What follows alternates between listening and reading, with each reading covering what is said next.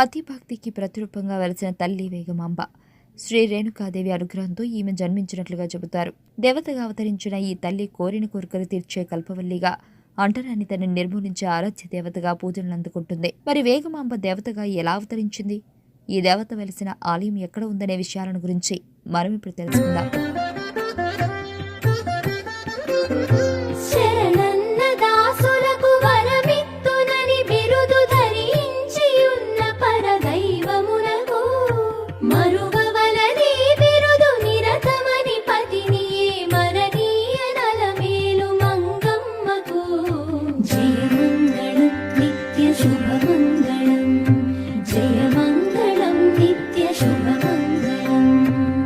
ఆంధ్రప్రదేశ్ రాష్ట్రం నెల్లూరు జిల్లాలో నర్రవాడ అనే గ్రామంలో శ్రీ వేగమాంబ పేరంటాలు అమ్మవారి ఆలయం ఉంది.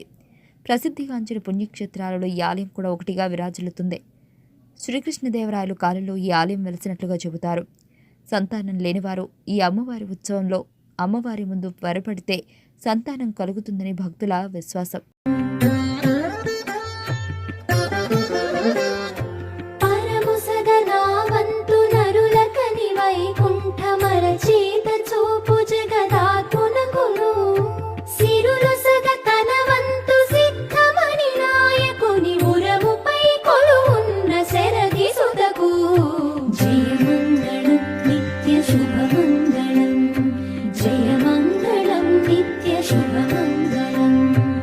ఇక ఈ ఆలయ స్థల పురాణానికి వస్తే పూర్వం నర్రవాడ అనే గ్రామానికి దగ్గరలో వడ్డిపాలెం అనే గ్రామం ఉంది.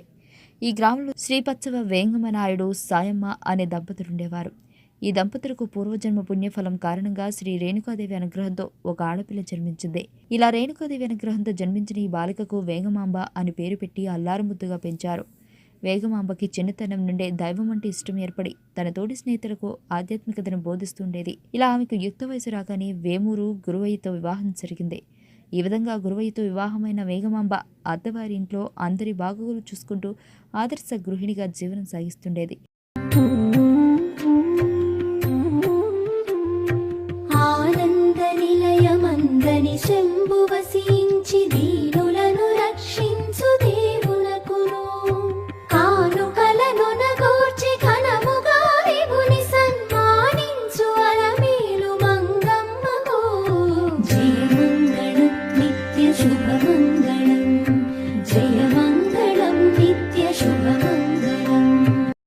ఇలా కొంతకాలం తర్వాత ఈ గ్రామంలో వర్షాలు పడక ప్రజలు తీవ్ర నీటి కొరతతో బాధపడుతుండేవారు. ఇక నీరు లేని చుట్టుపక్కల గ్రామం వారు కూడా నర్రవాడ అయిన ఈ గ్రామంలో ఉన్న ఒక బావి దగ్గరికి నీటి కోసం వస్తుండేవారు. ఇక ఆ కాలంలో దళితులకు అంటరానితనంగా చూసి ఎవరూ కూడా దగ్గరికి రానిచ్చేవారు కాదు. అయితే ఆ దళితులకు నేరుగా వెళ్లి బావి నీటిని తాగడానికి అనుమతి లేకపోవడంతో దారిన వెళ్లేవారు ఎవరో ఒకరు నీరు పోస్తారనే ఆశతో వారు అక్కడే ఎదురుచూస్తున్నారు. ఇలా ఒకరోజు వేగమాంబ కూడా నీటి కోసం బావి దగ్గరికి వచ్చి అక్కడ నీటి కోసం ఎదురుచూస్తున్న ఆ దళితుడిని చూసి జాలిపడి ఈ కరువు నుండి తమ అందరినీ కాపాడంటూ దైవాన్ని ప్రార్థించగా అప్పుడు ఆ గ్రామంలో కొండపూతగా వర్షం కురిసింది. అప్పుడు అందరూ కూడా ఎంతో సంతోషపడి వేగమాంబకు ఒక పసుపచ్చని చీరని కానుక ఇచ్చారు.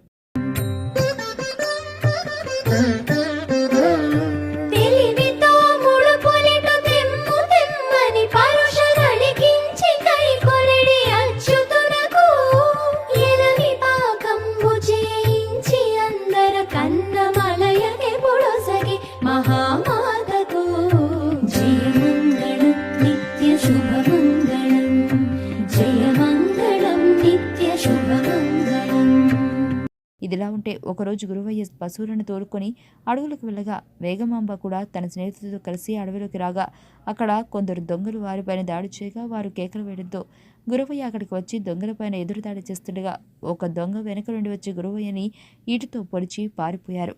ఇలా తీవ్ర గాయంతో పడిపోయిన గురువయ్య స్పృహని కోల్పోయాడు. అతడికి ఎన్ని విధాలుగా వైద్యం చేసినప్పటికీ స్పృహలోకి రాలేదు. ఇలా 3 రోజులు గడిచిన తర్వాత ఆమె ఒక నిర్ణయానికి వచ్చింది.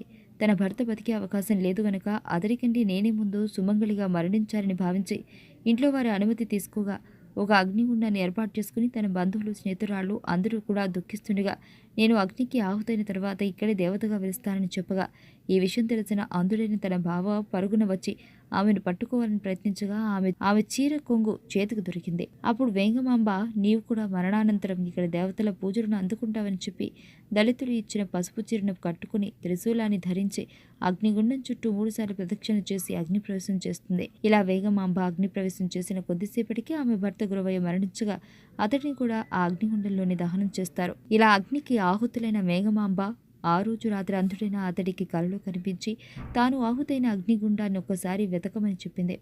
ఆ మరుసటి రోజు అతడు గ్రామస్తుల సాయంతో వెళ్లి చూడగా ఆ అగ్నిగుండంలో మంగళసూత్రం అంధుడు పట్టుకున్న చీర కొంగు కాలిపోకుండా ఉండటం చూసి గ్రామస్తులు ఆశ్చర్యపోయారు. అప్పుడు అలా ఆమె మీద భక్తితో అక్కడే ఒక ఆలయాన్ని ఆమెకు నిర్మించారు.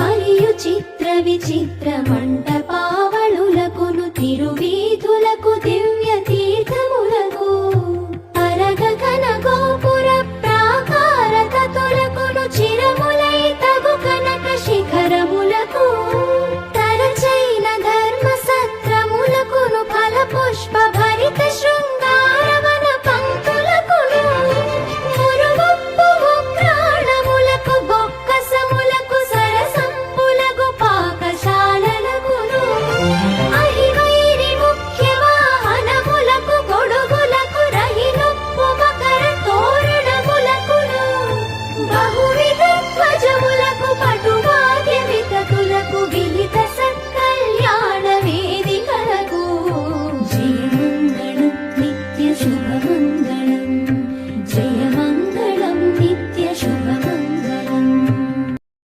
ఈ విధంగా వెలిసిన ఇక్కడ వేగమాంబ ఆలయంలో ప్రతి సంవత్సరం జ్యేష్ఠ మాసంలో పౌర్ణమి తర్వాత ఆదివారం నుండి గురువారం వరకు శ్రీ వేగమాంబ పేరంటాలు పేరట ఉత్సవాలు జరుగుతాయి. మొదటిగా ఆదివారం రోజున అమ్మవారి పుట్టినిల్లు అయిన వడ్డిపాలెంలో ఉత్సవం మొదలు కాగా సోమవారం రోజున పుట్టినిల్లు నుండి అమ్మవారి రథోత్సవం బయలుదేరుతుంది. మంగళవారం నాడు ప్రత్యేక వాహనం పైన గ్రామ వీధుల్లో అమ్మవారు ఊరేగింపు ఉండగా ఆ సమయంలో భక్తులు అమ్మవారికి కానుకలు సమర్పిస్తారు.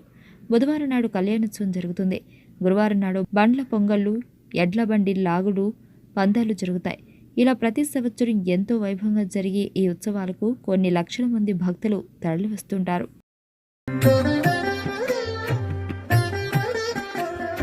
దరచక్ర ముఖ్య సాధనములకు మణిమయాభరణ దివ్యాంబర ప్రతతులకును కరచరణ ముఖ్యాంగ గణ సహితమై శుభాకరమైన దివ్య మంగళమూర్తికి జయమంగళం నిత్య శుభమంగళం జయమంగళం నిత్య శుభమంగళం కలిత సుజ్ఞానాది కళ్యాణ గుణములకు బలముప్పునమిత ప్రభావమునకు బలగొనిన సకల పరివార దేవతలకును చెలగి పనులొనరించు సేవకులకు జయమంగళం నిత్య శుభమంగళం జయమంగళం నిత్య శుభమంగళం అలరగా బ్రహ్మోత్సవాదులై సంతతము బలనోపు నిత్యోత్సవంబులకును పులుపు